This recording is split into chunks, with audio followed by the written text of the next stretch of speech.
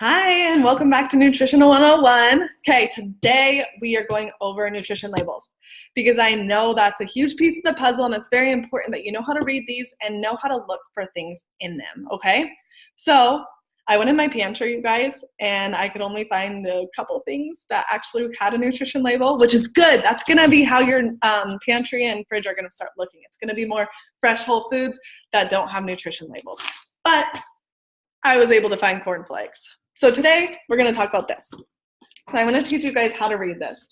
So obviously there's the calories on there, and you may have tried a calorie counting plan in the past. I have.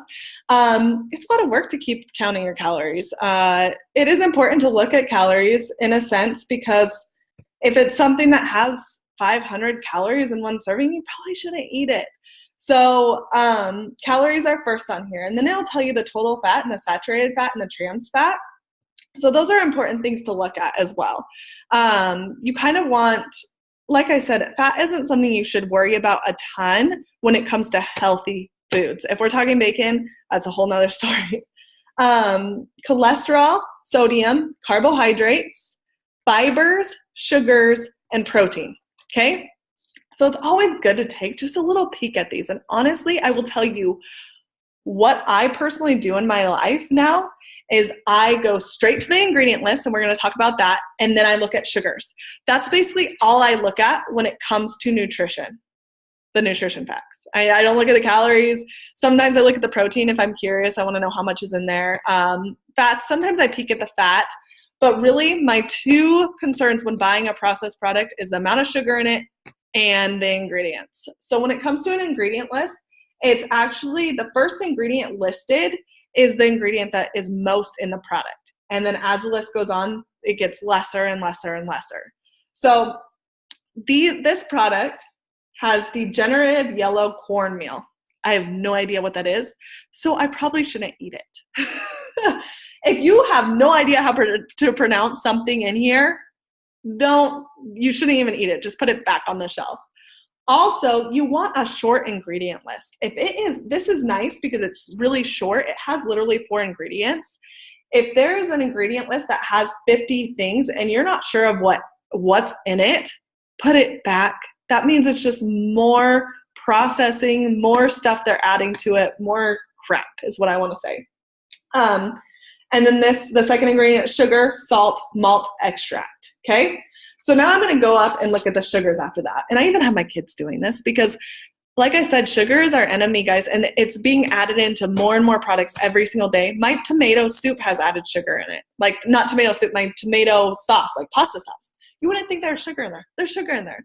So you need to start looking at these just so you can have awareness, and then maybe you can look while you're grocery shopping and compare, like, how much sugar does this tomato sauce have versus this one? Which one should I go with? Which one has less ingredients? Which one has, you can compare and contrast and find the healthier products. This has 4 grams of sugar. Now, cereal is wicked when it comes to sugar. It a lot of times has so much sugar added into it, and same with yogurt. So fruity or strawberry flavored yogurts, whatever flavor there is a ton of sugar. You can compare the amount of sugar in a yogurt to a candy bar, full-size candy bar. No joke. Some of the sugar is from the dairy, the natural sugars that are in it, but a lot of it is added sugar. So be aware of that, especially when it comes to low-fat things, because that's where they get you is they do less fat, more sugar, but fat's not hurting you. Sugar is. So keep that in mind. And now you know how to look at ingredient lists. And like I said, start looking at each thing, especially the sugar content, because you're going to be really surprised on how much added sugars are in things that you wouldn't even expect. And those are the things you shouldn't be eating anymore. You should remove from your plan and add something new. I never will tell you that you have to completely remove something.